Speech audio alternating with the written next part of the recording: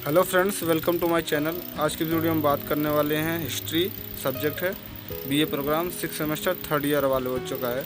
तो ये यूनिट 1 है, पार्ट 1 वीडियो बनाया फ्रेंड। इसमें 3 वीडियो और आएंगी, ठीक है। इसमें तो हम क्या क्या कवर करने वाले हैं, शीत युद्ध किसे कहते हैं, शीत युद्ध से आप क्या समझते हो, या शीत युद्ध की परिभाषा क्या है, ठीक है फ्रेंड्स। तो चलिए शुरू करते हैं पार्ट 1 की वीडियो में हम, ठीक है। यूनिट 1 है, पार्ट 1 वीडियो का है फ्रेंड्स। इसमें 3 क्वेश्चन हम कवर करने वाले हैं। शीत युद्ध किसे कहते हैं, या शीत युद्ध से आप क्या समझते हो, शीत युद्ध की परिभाषा क्या है। तो चलिए शुरू करते हैं, तो देखते हैं। तो शीत युद्ध की किसे कहते हैं फ्रेंड, ये देख लेते हैं। शीत युद्ध का अर्थ होता है जब दो महाशक्तियों के बीच ऐसी स्थिति बन जाए कि लगे युद्ध होकर रहेगा परंतु वास्तव में कोई युद्ध ना हो, शीत युद्ध कहलाता है, ठीक है फ्रेंड्स। आपने 12th क्लास में इसको पढ़ा भी होगा, ठीक है। तो और थोड़ा सा इसमें समझते हैं। शीत युद्ध एक शब्द में कहें तो ऐसा युद्ध है जो शक्तियों के बीच तनाव, विचार, युद्ध की आशंका, संघर्ष, दो विचारों की लड़ाई, कूटनीति का युद्ध शीत युद्ध कहते हैं, ठीक है। वास्तव में इसमें कोई युद्ध नहीं होता है, ठीक है। बस आपस में शंका बनी रहती है, लड़ाई की शंका बनी रहती है, ठीक है फ्रेंड्स। तो द्वितीय विश्व की समाप्ति के बाद विश्व 2 हिस्सों में बट गया था, पश्चिमी ब्लॉक और पूर्वी ब्लॉक। अब जैसे को पता है कि जैसे आप लोगों को पता है कि प्रथम विश्व युद्ध और द्वितीय विश्व युद्ध में यूएसए और यूएसएसआर यानी सोवियत संघ ने दोनों ने एक साथ मिलकर लड़ाई की। लेकिन इसके बाद जब जैसे ही द्वितीय विश्व युद्ध समाप्त हुआ, ठीक है फ्रेंड्स, तो यूएसए और यूएसएसआर, ठीक है, इनके बीच वर्चस्व की लड़ाई की होड़ लग गई कि सबसे ताकतवर कौन है, ठीक है फ्रेंड्स। और दोनों महाशक्तियाँ क्या है, आपस में टकराव में आ गई, ठीक है फ्रेंड्स। तो इसी में द्वितीय विश्व की समाप्ति के बाद विश्व 2 हिस्सों में बट गया था, पश्चिमी ब्लॉक और पूर्वी ब्लॉक। पूर्वी ब्लॉक में कौन कौन से यूएसए थे और पूर्वी ब्लॉक में यूएसएसआर था।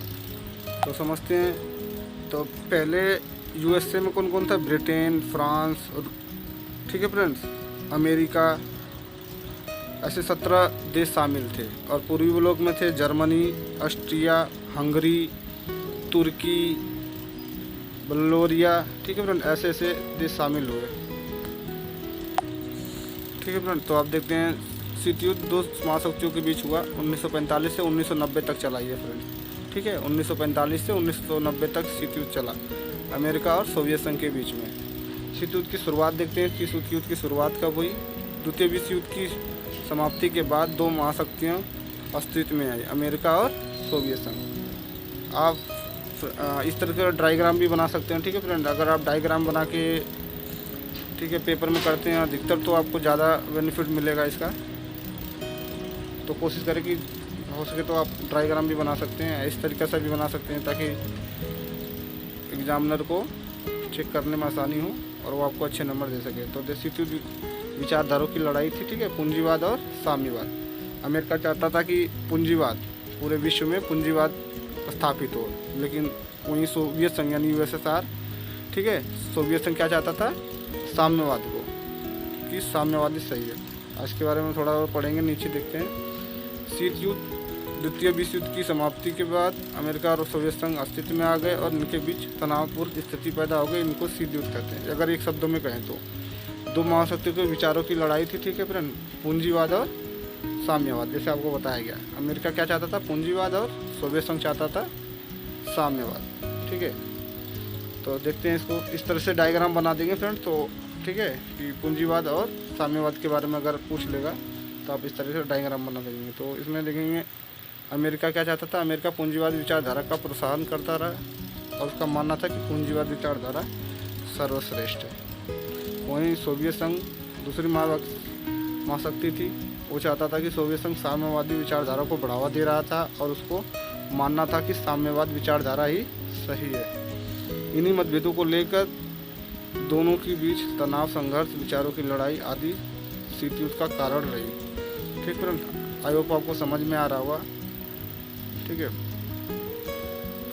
विश्व का 2 हिस्सों में बंटवारा हो गया। आपको पता होगा बर्लिन, ठीक है, जर्मनी में बर्लिन है, ठीक है फ्रेंड, वहाँ पे इन दोनों महाशक्तियों के बीच बंटवारा हो गया।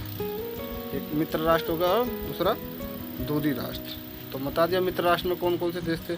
तो मित्र राष्ट्र में 17 देश थे, जैसे ब्रिटेन, फ्रांस, ठीक है, अमेरिका और 17 देश शामिल थे। और तुम्हारे धुरी राष्ट्र में आ जाएंगे जर्मनी, तुर्की, बेलोरिया, ऑस्ट्रिया, ओटोमन, इटली, जापान, ये सब क्या आ जाएंगे मेरे धुरी राष्ट्र में आ जाएंगे। तो जब विश्व को दो हिस्सों में बंटवारा हो गया, पश्चिमी ब्लॉक और पूर्वी ब्लॉक, अमेरिका क्या हो गया, पूंजीवादी में समर्थन करता था और सोवियत संघ साम्यवादी देश को। ठीक है फ्रेंड, देख पा रहे हैं आप कि दो हिस्सों में बट गया, पश्चिमी ब्लॉक और द्वितीय विश्व युद्ध के बाद विश्व दो हिस्सों में बट गया, पश्चिमी ब्लॉक और पूर्वी ब्लॉक। ठीक है फ्रेंड, मैंने अधिकतर इसमें डायग्राम बनाने की कोशिश की है ताकि एग्जामिनर को समझ में आए। अगर आप इस तरीके से लिखते हैं और तो ज़्यादा बेनिफिट रहेगा आपको। ठीक है फ्रेंड, तो मेरा मानना है कि आप ज़्यादा डायग्राम बना के ही एग्जामिनर को दें।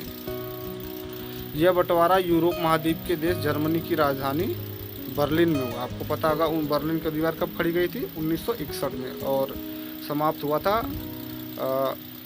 1989 में आई थिंक। ठीक है फ्रेंड, दोनों महाशक्तियों के बीच 1961 में बर्लिन की दीवार खड़ी की गई, जिसे बर्लिन की दीवार कहते हैं।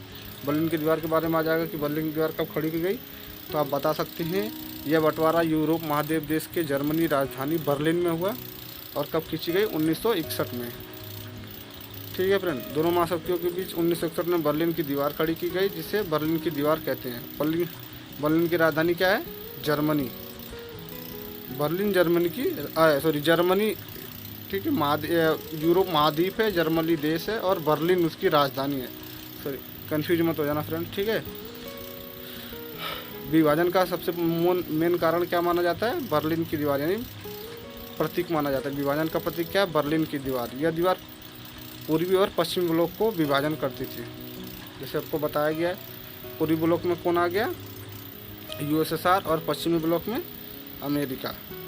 आप देख पा रहे हैं।